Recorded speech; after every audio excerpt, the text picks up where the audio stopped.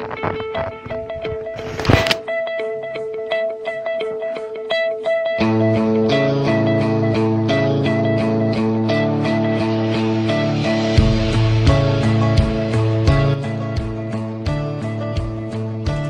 morning. It's 6:06. I'm at Briscoe with the news. You know, depending on which side of the aisle you were on, last night, President Trump's speech kind of set with you in a different way. And after 5 weeks now of this kind of gleeful, kind of fighting with the Washington establishment and declaring this new war at virtually every public figure he can find, or every public entity he can find, or every private entity he can find. President Trump took the radical step last night of delivering a soothing, more comforting message to a very, very skeptical public and a very jittery Congress.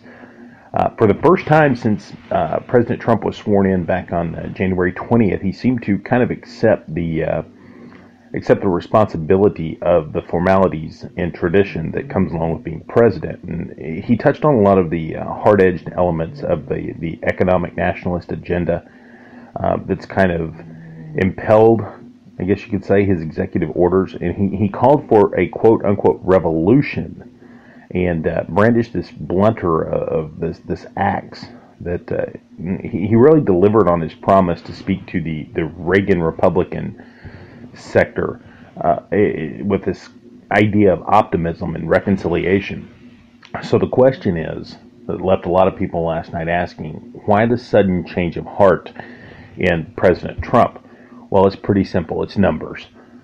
President Trump's approval rating is the worst for any new president in recorded history, between 38 and 50% at a time when many presidents are in their 60s. This constant slamming the news media, pro-Obamacare demonstrators, they kind of energize his base, but it's hard to move much higher in the polls without making a less one-sided pitch for his government agenda.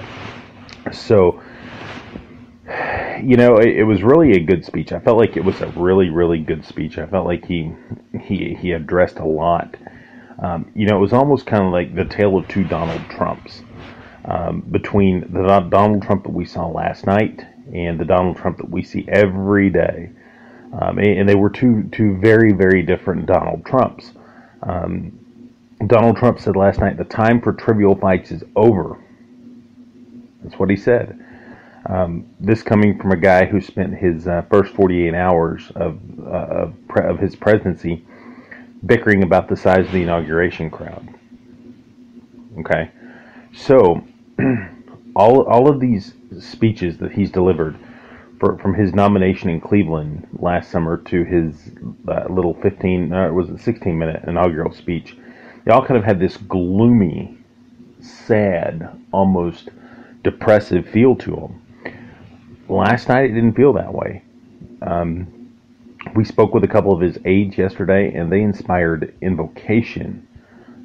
They said they hope to see a more Reagan Donald Trump, and that's kind of what we saw last night. But on Tuesday, the president really rolled the dice, I think, and he went for the nice Donald Trump. You know, so just some excerpts from his speech last night. That torch is now in our hands, Trump said within a few minutes of starting his speech.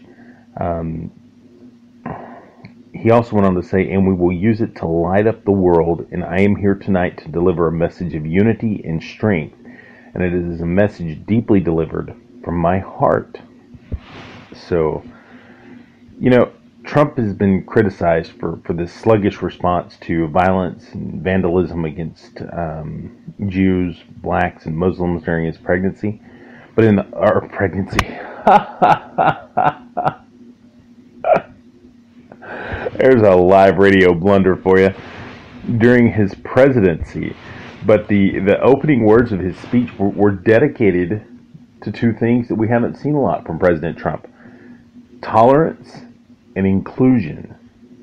Listen to what he said. Recent threats targeting Jewish community centers and vandalism of Jewish cemeteries, as well as last week's shooting in Kansas City, remind us that while we may be a nation divided on policies, we are a country that stands united in condemning hate and evil in its very ugly forms.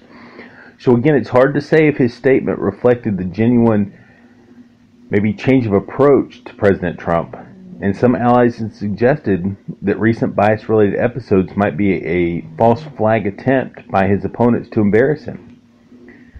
So you have to wonder when he says a statement like this.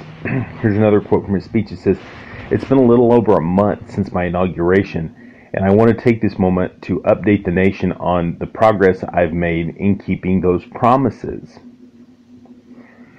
He said that taking an extended MOW for saving jobs at several factories across the country, negotiating defense contracts, scrapping the TPP, the Trans-Pacific Partnership, greenlighting 2 new fuel pipelines, and cracking down on illegal immigration and criminal foreigners. Now, to take a look at that last night, there is some good news related to us here in Central Texas with this. Okay, and let me kind of explain to you this. The way I feel about this. Last night, not so much the TPP was a big deal. I mean, it does help if you play the markets and you're an investor and all that. But these new fuel pipelines, that's a really, really big deal for Texas. That's a really huge deal for Central Texas and Texas in general, especially if you live out in the Permian Basin, if you live out down in the Eagle Ford Shale in South Texas, anywhere there's a shale play, anywhere there's an oil producing region in Texas, which is most of the state, it's a pretty big deal. Now, these pipelines that President Trump has said that he wants to go forward with are going to be made with American steel. Okay? If they're made with American steel, as Trump has claimed they will be, these pipelines are going to be absolutely job makers. And, and I know there's some naysayers out there that say, well, pipelines are bad. Still, I think pipelines are the safest way to move energy, oil and natural gas across the country, across the world. Pipelines are probably the safest way. It's a lot safer than a rail car. So it does mean that these are good paying jobs coming back to the United States, and so far so good. So it just is cracking down on illegal immigration has been kind of this center pole of President Trump's election winning popularity with the white working class voters, like many of the voters we find here in Burnett County. So much of that was the subject of his most decisive actions thus far as president. Last night, you remember when he put out that executive order barring migrants from 7 predominantly Muslim nations?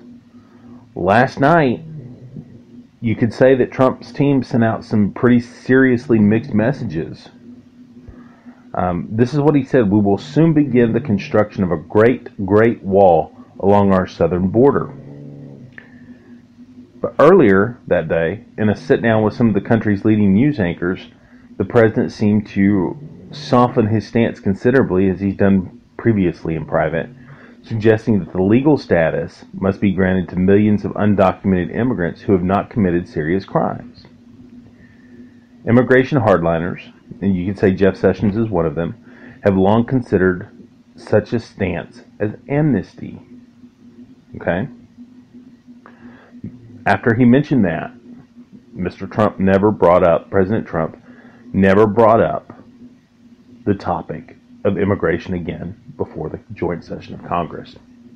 Now, one thing that President Trump did say is that he wanted to focus on getting out the cartels, getting out the bad people, getting out the drugs. We've heard this before from President Trump.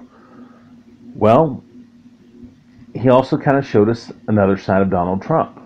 He says the people that are so badly addicted to drugs, we want to get them help. So I say kudos for that. I think all in all a pretty good speech. I felt very optimistic about President Trump's speech last night. I feel like he was on point with what he wanted to accomplish. And You know, I don't know. Again, it's one of those things that you just don't know about President Trump. He's such a dichotomy of words and emotions and thoughts, you know. Anyway, here in Texas, a new bill that aims to protect victims of bullying, well, it's one step closer to becoming law. And that's House Bill 306, and it's expected to have a hearing in March.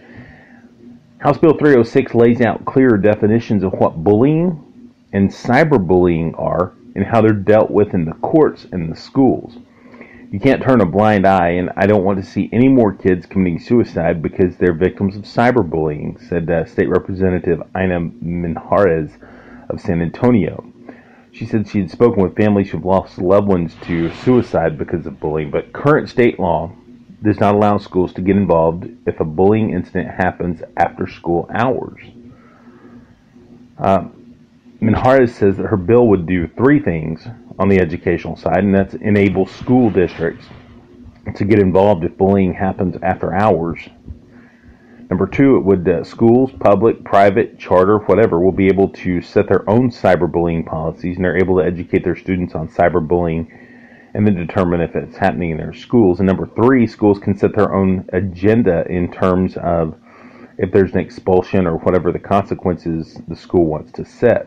On the criminal side, her bill would make it a Class A misdemeanor to bully anyone under the age of 18. Civilly, the bill would give more power to parents who have children that are victims of bullying. So the bill will also give attorneys and investigators more power to find out who bullies are if they tried to hide behind anonymous social media accounts. So, you know, cyberbullying is a very, very big thing. And you know, I don't know. I mean, if you stalk somebody, if you go after somebody, if you put false information out there, I mean, the definition of cyberbullying is so broad. No telling what it could mean. Just like here recently, I found that a person was using the internet to just destroy me, you know, make an attempt to destroy my career, destroy my family life, whole 9 yards. And this person was using the internet to do it.